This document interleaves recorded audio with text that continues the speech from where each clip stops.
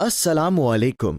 दिल्ली मरकज़ की हर नई वीडियो की नोटिफिकेशन पाने के लिए सब्सक्राइब करें दिल्ली मरकज़ यूट्यूब चैनल और बेल आइकन को दबाएं। Reconstruction of Ummah, dailymarkers.com।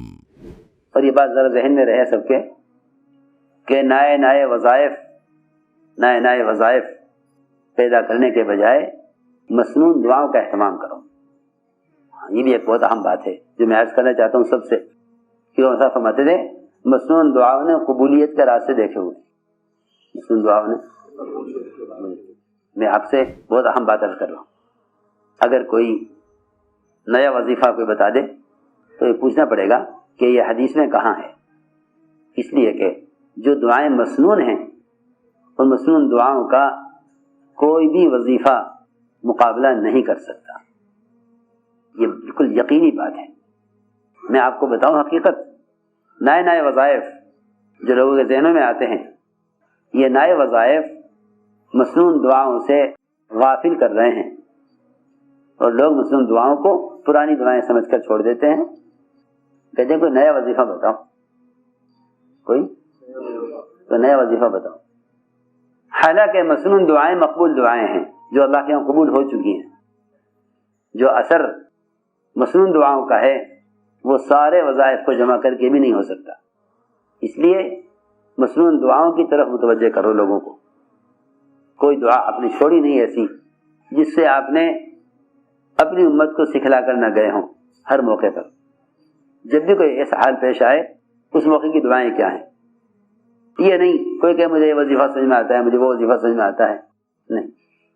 لمبے وظائف سے کہیں زیادہ اثر مختصر اور چھوٹی مسنون دعاؤں میں ہے۔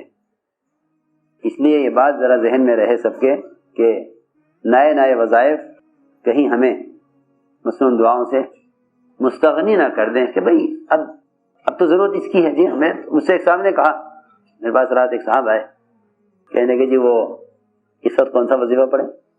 میں نے کہا کیوں؟ جب حضور اکرم صلی اللہ علیہ وسلم استنجے کے موقع کی دعا بتا گئے تو کیا وبا کے موقع کی دعا نہیں بتا کے گئے ہوں گے؟ یہ بات بھی ہوتا، اتنا بڑا ذخیرہ محمد صلی اللہ علیہ وسلم امت کو دعاؤں کا دے کر گئے، پھر تم اگر مجھ سے پوچھ رہے ہو کہ اس وقت کیا پڑھنا ہے، اس وقت کیا پڑھنا ہے؟ میرے دوست، اس وقت ضرورت اس بات کی ہے کہ مسنون دعائیں اہتمام سے، اور ایک بات میں اور عرض کروں گا، جو ان دعاؤں پر ظاہر کے خلاف ہوا ہے ان واقعات کے علم نہ ہونے کی وجہ سے دعاؤں کا یقین ختم ہو گیا۔ دعا تو ہے، معلوم ہے سب کو دعائیں یہ ہیں، اس دعا پر کیا ہوا اگر وہ واقعہ بیان نہیں کرو گے تو دعا سے یقین ختم ہو جائے گا، دعا کے الفاظ باقی رہ جائیں گے، دعا کا یقین باقی نہیں رہے گا۔ تو پھر کیا ہوگا کہ پھر اسباب اور دعائیں ہوں گی، پھر اسباب اور دعائیں ہوں گی، اور دعائیں قبول نہیں ہوں گی۔ پھر کیوں؟ اس لیے کہ جس دعا کی قبولیت کا یقین نہ ہو وہ دعا قبول نہیں ہوتی، حدیث میں ہے۔ تو میں نے ایک بات عرض کی ہے کہ لوگوں نے دعائیں جمع کی ہیں، لیکن محمد صلی اللہ علیہ وسلم کی کس موقع کی دعا پر غیبی کیا مدد آئی، صحابی کی کس موقع کی دعا پر غیبی کیا مدد آئی۔ اگر ان دعاؤں کو ان واقعات کے بیان کیے بغیر دعا کو بیان کر دیا جائے،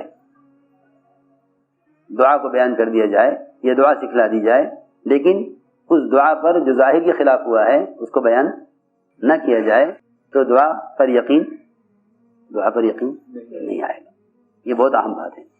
جس دعا کو بھی پڑھو تحقیق کرو اس کی کہ یہ دعا کس موقع کی ہے، اور اس وقت اس دعا پر اللہ کی طرف سے ظاہر کے خلاف کیا مدد آئی۔ بس انشاءاللہ یہ کر لو، اللہ تعالی لمحوں میں سب حالات بدل دیں گے، اللہ لمحوں میں حالات بدل دیں گے۔ وہ تو شیطان نے خوف طاری کر دیا ہے تاکہ اس وقت عمل سے پیچھے ہٹ جاویں تو بس شیطان کا کام ہو جاوے۔ ہمیں یہ تو خبر ہے کہ جی صحابہ نے، یہ تو بتایا جا رہا ہے خوب کہ صحابہ کرام نے ایسی وبا کے موقع پر کیا کیا ہے، اس میں سے گنجائش نکالنا، رخصت نکالنا، یہ تو سب کر رہے ہیں، اور یہ نہیں بتا رہے کہ ایسے موقع پر اصل اعمال کیا تھے، اور اصل اس موقع پر صحابہ نے کیا عبادات کی ہیں، کیسے محنت کو بڑھایا ہے اور کیسے لوگوں کو عبرت دلائی ہے اس طرح کے حالات میں، اس طرح توجہ نہیں ہے۔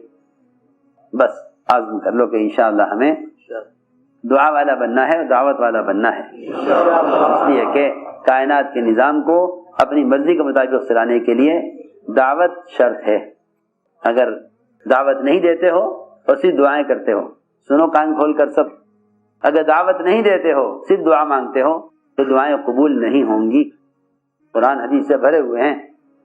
کل ایک صاحب نے کہا کہ یہ جماعت ابھی نہ جاوے، حالات ہیں۔ میں نے کہا بس اب تم نے اس جماعت کو نہ نکال کر دعا کا راستہ بھی بند کر دیا۔ مانگتے رہو، دعائیں قبول تھوڑی ہوں گی۔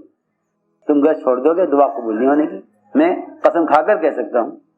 تم نے اگر گھر چھوڑ دیا نا تو دعائیں قبول نہیں ہوں گی، یہ پکی بات ہے۔ حدیثیں اس کی گواہیں، ایک نہیں سینکڑوں حدیثیں ہیں۔ اگر تم نے گھر چھوڑ دیا دعا قبول ہوگی نہیں، جو چاہے کر لو۔ یہ تو کام کرنے والوں کو دھوکہ دیا شیطان نے کہ یہ موقع کام کرنے کا نہیں ہے، اس موقع پر احتیاط کر لو، جماعت نہ بھیجو۔ اس وقت حالات یہ ہیں، یہ ناکامی کا راستہ پکڑیں گے کام کرنے والے۔ اگر خدا نہ کرے اس طرف کسی کام کرنے والے کا خیال بھی گیا، یہ موقع گشت کرنے کا ہے، موقع گشت چھوڑنے کا نہیں ہے۔ یہ موقع گشت کو بڑھانے کا ہے، یہ موقع گشت کو بڑھانے کا ہے۔ کیوں؟ اس لیے کہ حدیث میں صاف فرمایا ہے کہ اگر مسلمان امر معروف کرنا چھوڑ دے گا اور منکر سے روکنا چھوڑ دے گا تو پھر یہ دعائیں مانگیں گے، اللہ ان کی دعائیں ان کے حق میں تو کیا قبول کریں گے، اللہ والوں کی دعائیں بھی ان کے حق میں قبول نہیں کریں گے۔ کیا یہ حدیث آپ نہیں سنتے؟ کیا مطلب ہے روایت؟ اگر تم نے آگے سے چھوڑ دیا تو تم نے اس موقع پر امر معروف چھوڑ دیا، جبکہ اللہ کا عذاب عوامر کو چھوڑنے کی وجہ سے آیا ہے۔ تو جو عذاب عوامر کو چھوڑنے کی وجہ سے آیا ہے، اس موقع پر عوامر کی طرف لانا کتنا ضروری اہم ہوگا۔ جو عذاب منکرات کی وجہ سے آیا ہے، اس وقت اس عذاب کو ہٹانے کے لیے منکرات سے روکنا کتنا ضروری ہوگا۔ لوگوں کو منکر سے نہ روکنا سب سے بڑا منکر ہے، سب سے بڑا منکر ہے۔ لوگوں کو منکر سے نہ روکنا سب سے بڑا منکر ہے، اور لوگوں کو معروفات پر نہ لانا سب سے بڑا گناہ ہے۔ یہ ایسی چیز ہے کہ اگر یہ چھوڑ دیا اس حالات میں تو پھر امت دو چیزیں محروم ہو جائے گی، ایک دعا کی قبولیت سے اور دوسرے وحی کی برکات سے۔ صحیح حدیث ہے۔ بس عزم کر لو انشاءاللہ ہمیں اپنے کام کو اس موقع پر بڑھانا ہے، کیونکہ سیدھی بات ہے کہ اللہ کے عذاب کو ہٹانے کے لیے دعوت عبادت کو جمع کرنا اصل ہے، دعوت عبادت کو جمع کرنا اصل ہے۔ اور یہ وقت اللہ کے راستے میں نکلنے اور امت کو توبہ اور استغفار کی طرف لانے اور امت کو اللہ کے فرائض کی طرف لانے کا وقت ہے۔ یہ مسجدوں کو چھوڑنے کا نہیں بلکہ مسجدوں کو پکڑنے کا وقت ہے۔ فرمایا نا آپ نے کہ انسان کا دشمن شیطان ہے، جس طرح بکری کا دشمن بھیڑیا ہے۔ اس سے بچنے کے لیے 3 کام کرنے کا حکم ہے حدیث میں، 3 کام کرنے کا حکم ہے حدیث میں۔ عموم میں رہو، فتنہ آیا نا، چاہے فتنہ آوے سیلاب کی شکل میں یا فتنہ آوے بیماری کی شکل میں، تو فرمایا 3 کام کرو۔ ایک تو عموم میں رہو، اور دوسرے جماعت کو لازم پکڑ لو، اور تیسرے مسجدوں کو لازم پکڑ لو۔ قرآن میں حدیث میں تو فتنوں سے بچنے کے لیے مسجدوں کو لازم پکڑنے کا حکم، اور اس زمانے کے لوگوں کا خیال یہ ہے کہ نہیں اس وقت مسجدوں کو چھوڑنا یہ عذاب کا علاج ہے، کہ اللہ کے عذاب کو ہٹانے کے لیے دعوت عبادت کو جمع کرنا اصل ہے، دعوت عبادت کو جمع کرنا اصل ہے۔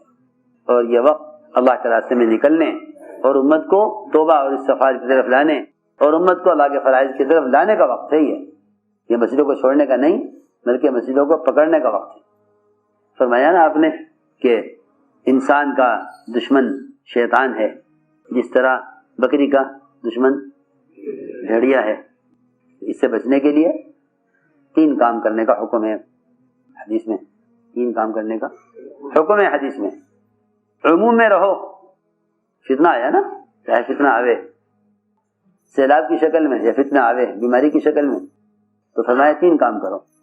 ایک تو عموم میں رہو، اور دوسرے جماعت کو لازم پکڑ لو، اور تیسرے مسجدوں کو لازم پکڑ لو.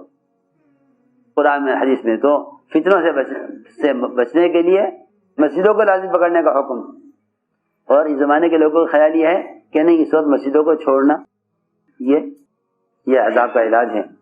اس کا انشاءاللہ عزم کرو اور اللہ تعالیٰ سے رو رو کر دعائیں مانگو. اس کا انشاءاللہ عزم کرو اور اللہ تعالیٰ سے رو رو کر دعائیں مانگو.